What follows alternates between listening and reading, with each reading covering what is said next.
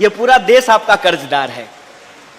ये पूरा देश आपका इसलिए कर्जदार है कि आप अंबानी अदानी की बात कर लें या जूता सिलने वाले की बात कर लें, अगर आप ना हो, बैंक ना हो, बैंकिंग सिस्टम ना हो, तो यह अर्थव्यवस्था चलने वाली नहीं है। इस लिहाज से पूरा देश आपका कर्जदार है। यह बात बिल्कुल ठीक है कि आज हम ऐसे दौर में हैं कि हमको हमारे ही लोगों के खिलाफ खड़ा कर दिया जाता है। मैं रायलू जी की बात से सहमत हूं कि जब किसान का सवाल होता है तो बैंक कर्मी नहीं नजर आते हैं, और जब बैंक कर्मी का सवाल होता है तो किसान नहीं होते हैं। जब किसान बोल रहा होता है तो मजदूर चुप होते हैं, और जब मजदूर बोल रहा होता है तो नौजवान चुप होते हैं। जब नौजवान बोल रहे होते हैं तो विद्यार्थी नहीं बोलता है। जब विद्यार्थी बोल रहा होता है तो महिला चुप होती है। जब महिला बोल रही होती है तो समाज के दूसरे तबके के लोग चुप होते हैं। यह बात ठीक है, लेकिन फिर भी आपकी प्रशंसा में नहीं, यह मेरा अपना व्यक्तिगत अनुभव है कि इस देश में जब भी कोई त्रासदी होती है, चाहे बाढ़ आती हो, तो बैंक कर्मी चंदा इकट्ठा करके अपने बैंक का नाम लिख करके, शाखा का नाम लिख करके रिलीफ कैंप में रिलीफ पहुंचाने का काम करते हैं। कभी भूकंप आता हो तो बैंक कर्मी चंदा करके, पैसा इकट्ठा करके, रिलीफ का पैकेट बना करके भूकंप के इलाके में सामान भेजने का काम करते हैं। देश को जब भी जरूरत होती है, बैंक कर्मी पूरी मुस्तैदी से वहां खड़े होते हैं। और अभी हाल में किसानों का एक बड़ा मार्च हुआ था। नासिक से चल करके वह मार्च मुंबई तक पहुंचा था, और उस मार्च के दौरान बैंक कर्मी बढ़ चढ़ करके हिस्सा लिए थे। जब मार्च बैंक के ब्रांच के सामने से गुजर रहा था, बैंक कर्मी अपने बैंक के ब्रांच से बाहर आकर के पानी की बोतल दे रहे थे, फूड का पैकेट दे रहे थे, बिस्किट दे रहे थे। बैंक कर्मी ये रोल प्ले कर रहे थे। इसीलिए मैं समझता हूं कि अगर मैं इस देश का नागरिक हूं तो बैंक कर्मियों से हमारा एक मानवीय संबंध है, और इस मानवीय संबंध के आधार पर ही मैं कुछ बात आपसे साझा करना चाहता हूं। सबसे पहली बात तो यह है कि आप में से ज्यादातर लोग इस बात को जानते होंगे कि आज बैंकिंग सेक्टर की क्या हालत है। अभी नोटबंदी हुआ था। नोटबंदी के दौरान 2 लोगों की जान गई। एक वो जो लाइन में लग करके रुपया निकालने के लिए गए थे, और एक वो बैंक कर्मी जो रात को 12 बजे तक नोट गिन गिन करके उनको रुपया दे रहा था। लेकिन प्रश्न ये है कि जब देश के ऊपर कोई संकट आता है, जब सरकार कोई नीति लेकर के आती है, तो उसको इंप्लीमेंट करने का काम बैंक कर्मी करते हैं, बैंक एम्प्लॉइज करते हैं। लेकिन जब बैंक का सवाल आता है, जब बैंक एम्प्लॉइज के पीएफ का सवाल हो, वेज का सवाल हो, पेंशन का सवाल हो, उनके दूसरे सोशल सिक्योरिटी का सवाल हो, तो उनके सवालों को गुमराह कर दिया जाता है। एक चीज आप लोग भी महसूस करते होंगे कि जब आप शाखा में काम कर रहे होते हैं तो आप सर्विस प्रोवाइडर होते हैं, और मैं बतौर ग्राहक यदि बैंक पहुंचा हूं, as a consumer, as a account holder, जब मैं बैंक पहुंचा हूं तो मेरी अपनी जल्दी है। मुझे जल्दी से अपना चेक जमा करना है, अपना पासबुक लेना है, अपना पासबुक अपडेट करवाना है, या हमको म्यूचुअल फंड खरीदना है, या हमको इंश्योरेंस सेक्टर में इन्वेस्टमेंट करना है, हमको गाड़ी का लोन लेना है, हमको होम लोन लेना है। हमारी अपनी जल्दी होती है और आपकी अपनी परेशानी होती है। सबसे बड़ा झूठ तो यही होता है कि डिजिटल इंडिया का इतना बड़ा ढोल पीटा गया है, और जिस बैंक की यूनिट में सबसे ज्यादा हाई स्पीड इंटरनेट लगा होता है, वहां का बार बार सर्वर ही फेल कर जाता है। बताइए क्या मजेदार बात है। अक्सर जब आप बैंक पहुंचेंगे तो कहेगा कि सर्वर नहीं काम कर रहा है, मतलब पैसा तो भेज दिए हैं, कहीं हवा में अटक गया है, वो पहुंचा ही नहीं है। अब आप बताइए कि इसके लिए कौन रिस्पॉन्सिबल है। एज ए कंज्यूमर मैं रिस्पॉन्सिबल नहीं हूं, और एज ए बैंक एम्प्लॉय आप रिस्पॉन्सिबल नहीं है। लेकिन इसको झेलता कौन है? इसको झेलते हैं इस देश के जो आम लोग हैं, जिनको हम कहते हैं कॉमन सिटीजन। और यह जो कॉमन सिटीजन की परेशानी होती है, उस परेशानी को फेस करने के लिए आपको जाली के पीछे बिठा दिया गया है। आजकल शीशा लगा दिया गया है, उसको वहां पे बिठा दिया गया है।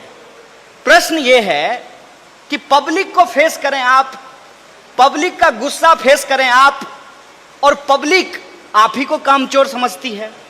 आखिर इसके लिए कौन जिम्मेवार है? इस बात पर एक बार गंभीरता से विचार कीजिएगा। और रायलू साहब थोड़े एग्रेशन में और गुस्से में यह बात कह रहे थे, लेकिन अगर शांतिपूर्वक इस बात को सोचा जाए तो जो लोग, आवाज नहीं आ रही है क्या मेरी? अच्छा ठीक, ये रुकावट बन रहा था। प्रश्न ये है कि आप पब्लिक डीलिंग में हैं, आप पब्लिक सर्विस में हैं, आपको पब्लिक का गुस्सा झेलना पड़ता है, और पब्लिक का डिमांड भी जायज है। पब्लिक का डिमांड ऐसे जायज है कि एक बात सोच के बताइए, सरकार ने पहले कहा कि खाता खुलवा लीजिए, कैशलेस इकोनॉमी होगी, तो मारे लोग लाइन लग करके खाता खुलवाने लगे। जनधन का खाता, तरह तरह का खाता लोग खुलवाने लगे। खाता जब खुल गया तब बैंक बोली कि आपको मिनिमम बैलेंस मेंटेन करना पड़ेगा। अब बताइए, मिनिमम बैलेंस कौन मेंटेन नहीं कर सकता है? मिनिमम बैलेंस तो हमारे जैसे लोग ही मेंटेन नहीं कर पाएंगे ना, जिनका कोई फिक्स इनकम नहीं है। रिक्शा चलाने वाला, ठेला चलाने वाला, सब्जी बेचने वाला, जूता सिलने वाला, नौजवान, विद्यार्थी, महिला, जो कभी कभी पति रात को सो गए हैं तो जेब टटोल करके देख लेती है कि कुछ इसमें बचा हुआ है कि नहीं है।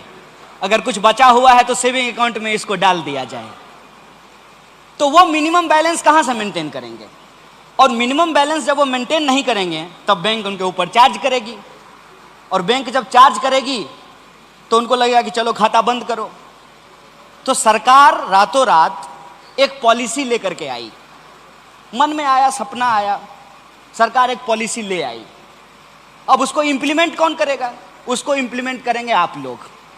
और जब आप उसको इंप्लीमेंट करने के लिए गए तो उसका कुल परिणाम क्या हुआ?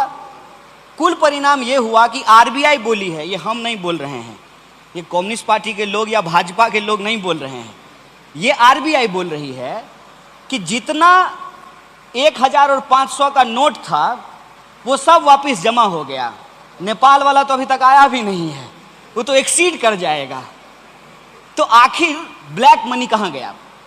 डीमोनेटाइजेशन का जो बेसिक उद्देश्य था कि ब्लैक मनी को वापस ले लिया जाएगा, उस बात से सरकार मुकर गई। सरकार कुछ और बोलने लगी। जैसे आप गए हो सब्जी के दुकान पे सब्जी खरीदने के लिए, और दुकानदार के पास सब्जी नहीं हो तो वो कहे कि आम ले लीजिए। बताइए, इसका कोई मतलब है? जरूरत थी नोटबंदी करने की। सरकार का तर्क ये था कि इससे ब्लैक मनी वापस आ जाएगा। आरबीआई कही कि इससे ब्लैक मनी वापस नहीं आया, और ये मेरा बयान नहीं है। आरबीआई के गवर्नर इस पर रिजाइन कर चुके हैं, उर्जित पटेल साहब, संबंधी भी थे, अंबानी जी के संबंधी भी थे, वो रिजाइन कर दिए। और जो रिजर्व कैश था, सरकार ने कहा कि रिजर्व बैंक को कि रिजर्व कैश में से हमको कैश वापस कर दीजिए। मतलब ब्लैक मनी वापस नहीं आया। और बात को घुमाने के लिए क्या कहा गया कि दरअसल नोटबंदी इसलिए की गई थी ताकि नक्सलवाद और आतंकवाद की समस्या इससे समाप्त हो जाएगी।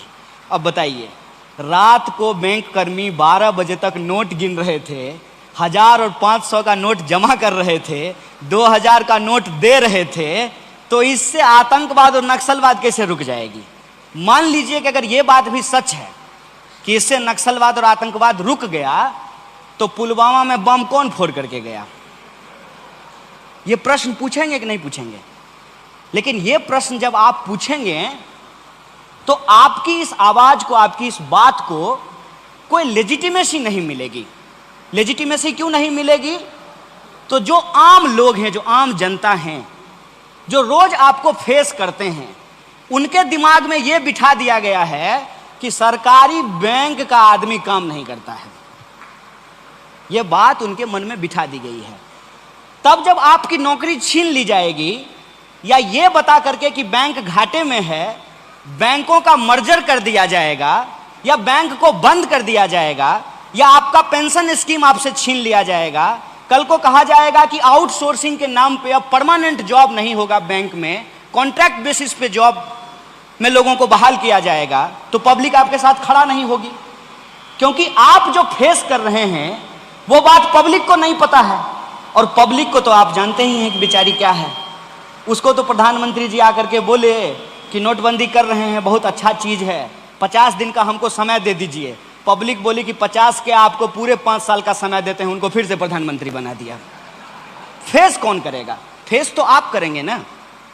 ये एक नीतिगत सवाल है, ये एक पॉलिसी लेवल क्वेश्चन है, और जब आप इस पॉलिसी लेवल क्वेश्चन को रेज करेंगे तो सबसे पहला बात आपके सामने जो थ्रो किया जाएगा वो ये कि आप बैंक कर्मी हैं, आप राजनीतिक बात क्यों कर रहे हैं।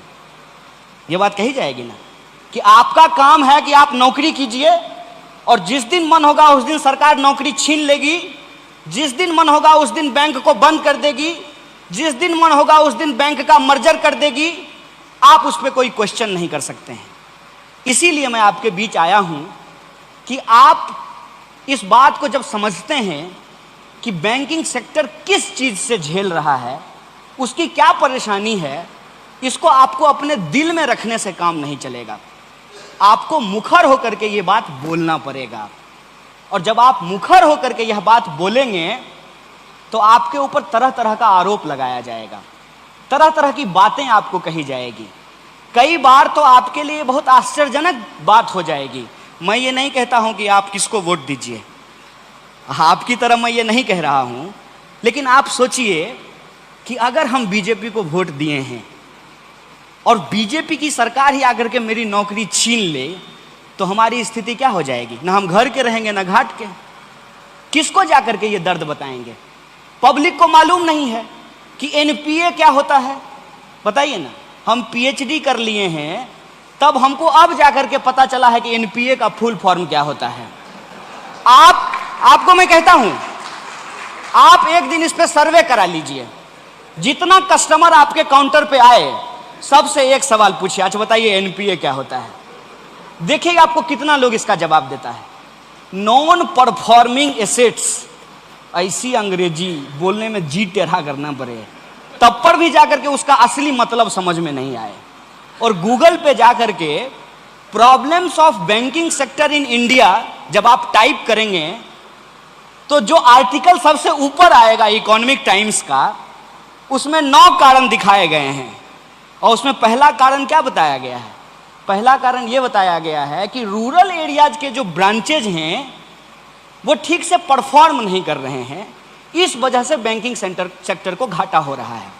मैं सेंट्रल बैंक की बात नहीं कर रहा हूं, मैं रूरल बैंक की बात कर रहा हूं। रूरल बैंक के ब्रांच में आप जाइएगा, 2 लोग ब्रांच चला रहे हैं, 2 लोग। अब समझ में ही नहीं आता है कि कौन मैनेजर है और कौन क्लर्क है, कौन प्यून है और कौन दरबान है। हमारा कुछ साथी रूरल बैंक में मैनेजर हुआ, तो इधर हम फोन किए, क्या हालचाल है? सब बढ़िया है, सब ठीक है। और नौकरी? बोला छोड़ दिए। बोले काहे भाई? नौकरी मिलना तो भगवान मिलने जैसा है। आपको याद है जब आपकी बैंक में नौकरी लगी थी तब मिठाई बटा होगा, पूजा दिए होंगे, मजार पे चादर चढ़ाए होंगे? नहीं, नौकरी मिलना थोड़ा मतलब मामूली चीज है। जैसे लड़का अगर खोजा जाए तो गर्व से कहा जाता है कि लड़का पीओ है। अब पीओ साहब का हालत जाकर के रात को देखिएगा 8 बजे,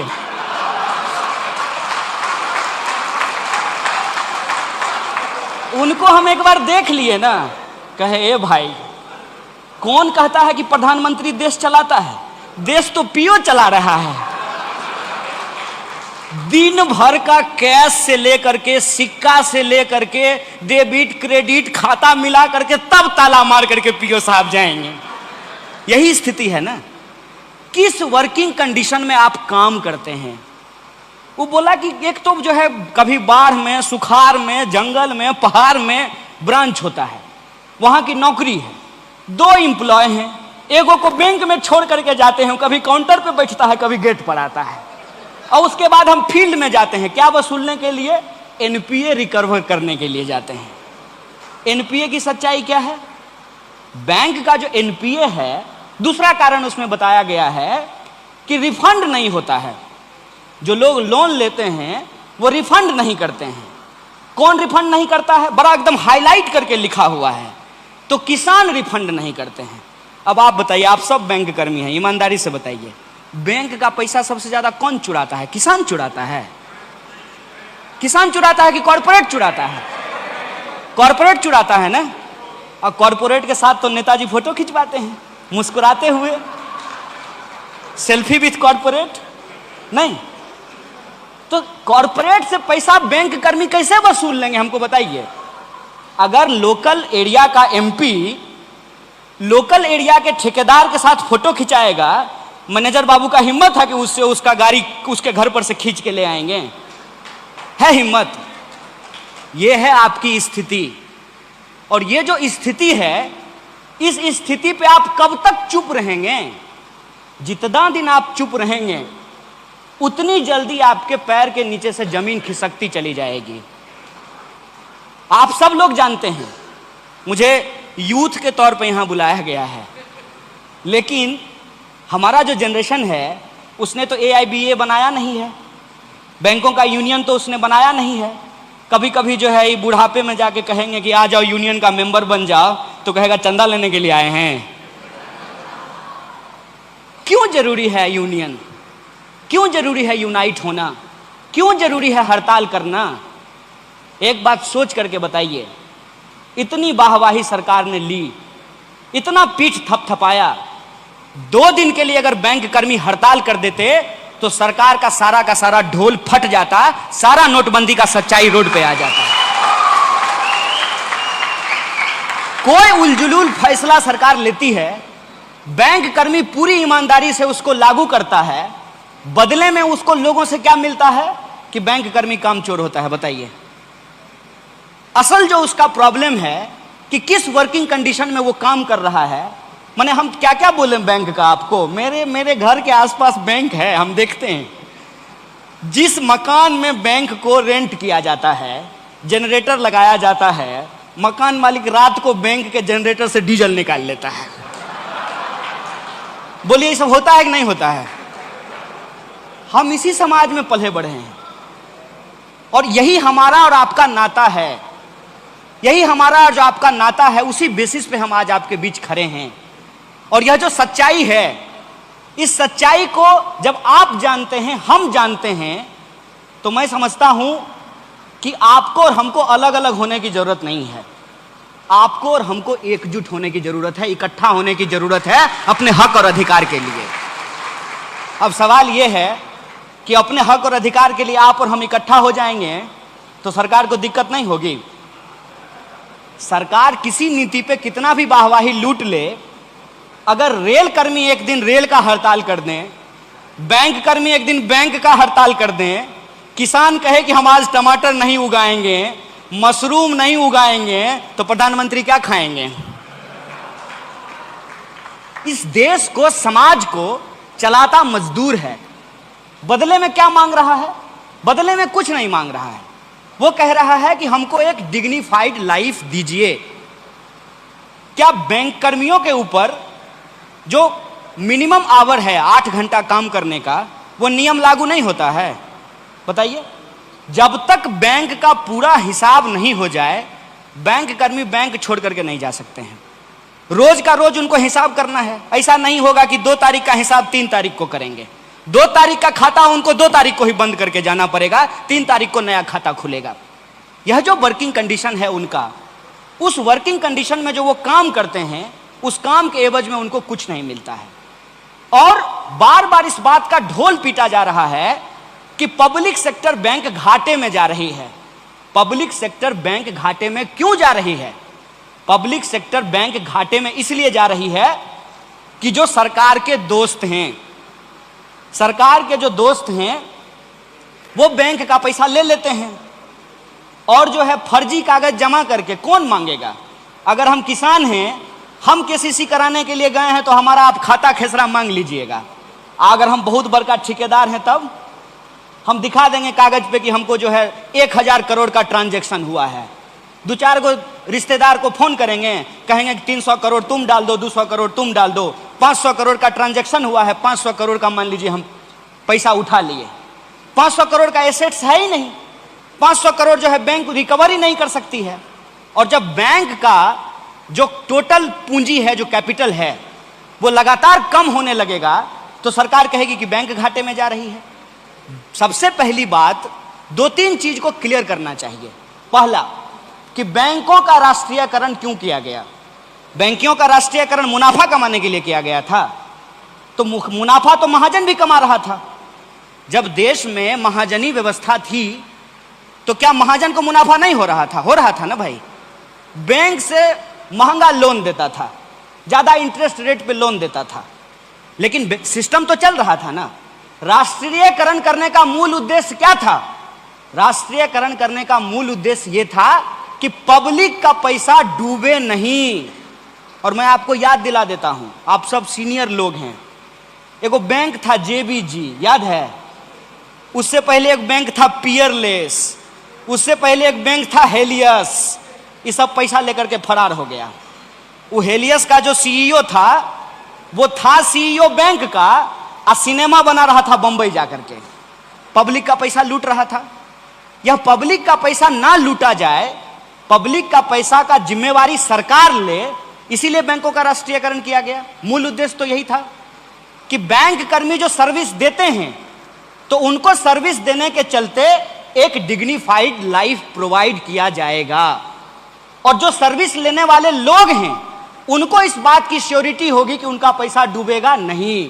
तब लोग कहता था बैंक में पैसा जमा करने से पहले कि सरकारी बैंक है कि निजी बैंक है, तो लोग कहता था सरकारी बैंक है। तो लोग ये समझते थे कि सरकार जिम्मेवार है, बैंक भाग नहीं सकती है क्योंकि ये सरकारी बैंक है। अब जब सरकार ही कह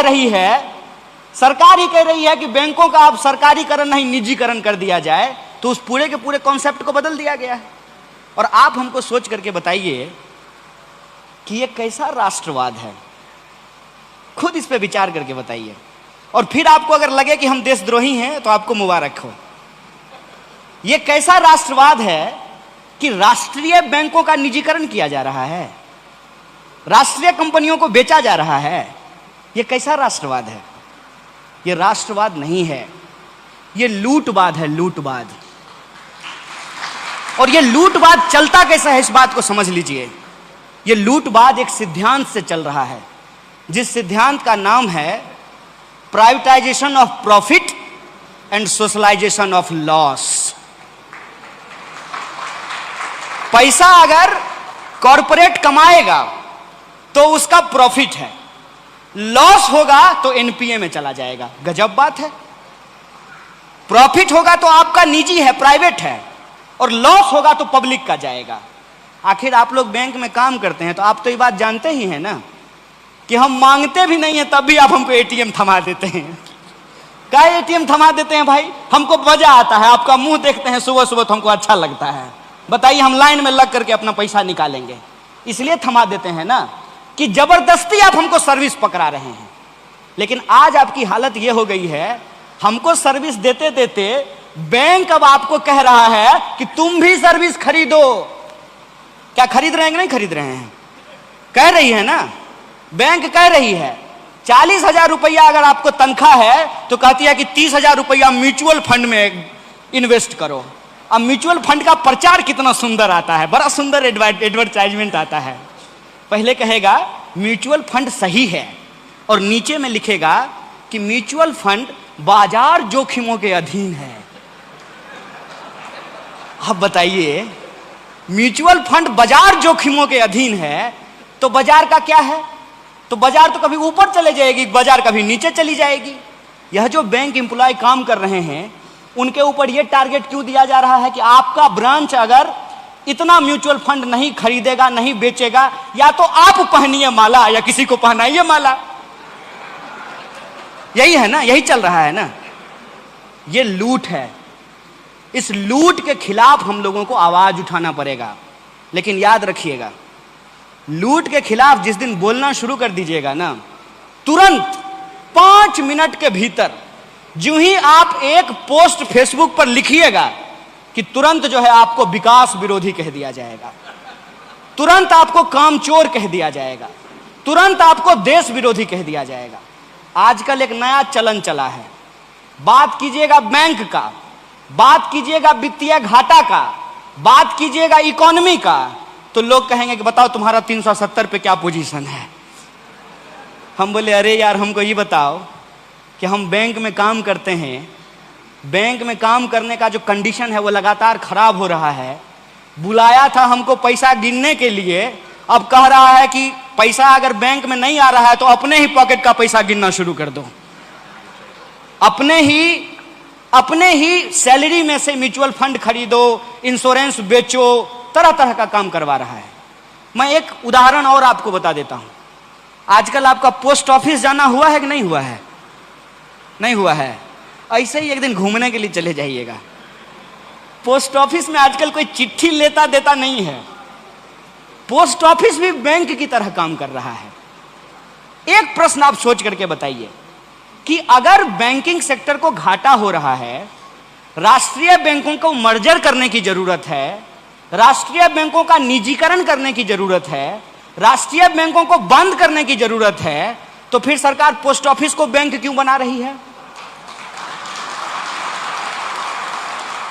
सोचें इस बात को, क्यों बना रही है?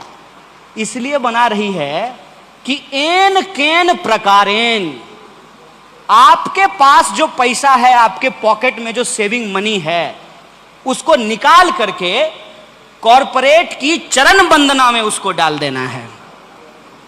यह मूल उद्देश्य है। और बाजार किन नियमों पे काम कर रहा है? नवरत्न तेल लगाते हैं कि नहीं? आज साउथ इंडिया में नहीं चलता होगा, नॉर्थ इंडिया में एक तेल चलता है नवरत्न तेल। नवरत्न का बोतल जो है वही अमिताभ बच्चन वाला कूल कूल। तो नवरत्न का जो बोतल है वो पहले शीशा का आता था, फिर प्लास्टिक का आया, और दाम उसका बढ़ता था। दाम रोज बढ़ता है नहीं, जिस गति से आपकी सैलरी बढ़ती है उसके दुगने स्पीड से महंगाई बढ़ता है। ये जब बैंक में काम करते होंगे आपके जो लीडर हैं तो उनको पूछ लीजिएगा कि कितना सैलरी मिलता था और उनका जो लाइफ स्टैंडर्ड था और आपकी जो अभी सैलरी है उसका जो लाइफ स्टैंडर्ड है उसको मिला करके देख लीजिएगा, तो आपको लगेगा कि सरकार सैलरी क्यों बढ़ाती है। जब एक हाथ से सैलरी दे करके दूसरे हाथ से ले लेगी तो सैलरी का मतलब क्या है? एक तरफ आपका 7th पे कमीशन लागू कर दिया गया, अब दूसरी तरफ जो है, जो सब्जी 12 रुपए में मिलती है वो अब 112 रुपए में मिलने लगेगी, तो उस सैलरी का क्या मतलब है? जो घर पहले 3 लाख रुपया में मिलता था वो घर अभी 30 लाख रुपया में मिलता है, तो सैलरी बढ़ाने का क्या मतलब है? और आप लोग तो इकोनॉमी पढ़ते हैं ना, बैंक कर्मी है, इकोनॉमी डील करते हैं। जब महंगाई बढ़ती रहेगी और महंगाई को चेक करने के लिए कोई पॉलिसी नहीं होगा तो आपकी सैलरी कितनी भी बढ़ जाए आपकी वही हालत होगी 28 तारीख की जो इनकी हुआ करती थी, उसमें कोई फर्क थोड़ी आने वाला है। तो लेकिन आपका कैश तो किसी भी तरीके से मार्केट में निकालना है, तो 50 रुपया का नवरत्न तेल तो सब नहीं खरीद सकता है, तो 50 पैसा का खरीद सकता है ना। तो कहा कि नवरत्न तेल अब बोतल में नहीं सैसे में मिलेगा, सैसे में। यही आज बैंकिंग सेक्टर के साथ किया जा रहा है। एक तरफ कह रहे हैं कि बैंकों को वित्तीय घाटा हो रहा है और दूसरी तरफ अपने ही एम्प्लॉय को प्रेशराइज कर रहे हैं, एरिया मैनेजर और उससे पता नहीं कौन कौन बड़का बड़का मैनेजर साहब सब होते हैं। वो कह रहे हैं कि तुम्हारे ब्रांच का मिनिमम प्रॉफिट अगर तुम टारगेट नहीं पूरा करो, बताइए हम दवाई बेच रहे हैं, एमआर हैं हम लोग, कि अगर टारगेट नहीं पूरा करेंगे तो आप हमारे ब्रांच को बंद कर दीजिएगा। अब बेचारा मान लीजिए मैनेजर हैं यहाँ पे, सपोज कीजिए कि कहीं किसी ब्रांच में हम मैनेजर हैं, हमारा जो प्रॉफिट है, जो टारगेट दिया है हमारा एरिया मैनेजर, वो टारगेट हम नहीं पूरा करेंगे तो कहेगा कि मर्जर कर देंगे शाखा का। तो उसको लगेगा कि अगर शाखा का मर्जर हो जाए तो वहाँ हेड के शेयर बना करके भेज देगा तो हमारा मैनेजरी चला जाएगा। तू क्या कह रहा है कि क्लर्क सबको कहता है कि सुनो, किसी को म्यूचुअल फंड बेचो, किसी को इंश्योरेंस बेचो, किसी भी तरीके से लोन दो। असल मूल बात यह है कि आज हमारी अर्थव्यवस्था क्राइसिस में है और अर्थव्यवस्था जब क्राइसिस में होगी स्वाभाविक रूप से बैंकिंग पे उसका एक असर पड़ेगा। इसीलिए आज बैंकिंग की जो लड़ाई है बैंकिंग सेक्टर को जो बचाने की लड़ाई है वो एक कंप्रिहेंसिव लड़ाई बन गया है। इसीलिए रायलू साहब बहुत जोर से कह रहे थे कि हमको अलग अलग होकर के नहीं, मिल करके ये लड़ाई लड़ना पड़ेगा और तमाम तरीके का बदनामी का खतरा उठाते हुए, चाहे हमको कुछ भी कहा जाए, हमको अपने हक और अधिकार के लिए लड़ना पड़ेगा। और इस तर्क से लड़ना पड़ेगा। मैं आपको एक मजबूत तर्क बता रहा हूं। इस तर्क से लड़ना पड़ेगा कि इस देश में जब प्रधानमंत्री सरकारी होना चाहिए, राष्ट्रपति सरकारी होना चाहिए, पार्लियामेंट सरकारी होना चाहिए, पार्लियामेंट के जो सांसद हैं उनका चढ़ने वाला जो गाड़ी है, उसका जो ड्राइवर है वो सरकारी होना चाहिए, तो फिर बैंक क्यों नहीं सरकारी होना चाहिए, स्कूल क्यों नहीं सरकारी होना चाहिए, अस्पताल क्यों नहीं सरकारी होना चाहिए? ये सिंपल सी बात है। देश जब आजाद हुआ 15 अगस्त 1947 को, कई बार हो सकता है कि आपके बहुत सारे साथी ये प्रश्न भी पूछते होंगे कि AIBA कम्युनिस्ट पार्टी है क्या? ये सवाल आता होगा। काहे कि इन लोगों को आदत है बात करते करते कॉमरेड बोल देते हैं, तब कॉमरेड शब्द सुन करके लगता है कि कहीं कम्युनिस्ट पार्टी तो नहीं है। देखिए, मैं आपके यूनियन का मेंबर नहीं हूं, लेकिन मैं ये बात जानता हूं कि ये कम्युनिस्ट पार्टी नहीं है। और कॉमरेड शब्द का इस्तेमाल जो है वो कम्युनिस्ट होने के चलते नहीं है। 15 अगस्त 1947 को जब देश आज़ाद हुआ था, मौका मिलेगा तो सुन लीजिएगा, यूट्यूब पे होगा शायद, या अगर दिल्ली जाने का कभी मौका मिले तो नेहरू म्यूजियम है जिसको 3 मूर्ति लाइब्रेरी कहा जाता है। जब देश आज़ाद हो रहा था तो जैसे मोदी जी राष्ट्र के नाम संदेश देते हैं ना, उस वक्त नेहरू जी राष्ट्र के नाम संदेश दिए थे। और उनका जो संबोधन था वो अपनी बात ही यहां से शुरू किए थे, फ्रेंड्स एंड कॉमरेड्स।